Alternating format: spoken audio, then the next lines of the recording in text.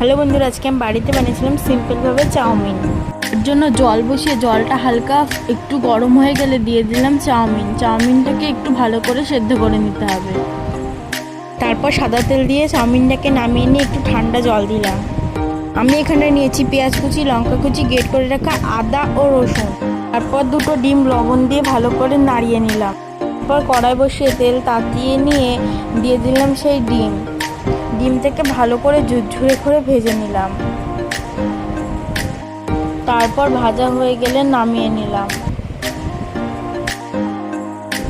তারপর কড়াইতে আবার সাদা তেল দিয়ে দিলাম গ্রেট করে রাখা আদা ও রসুন।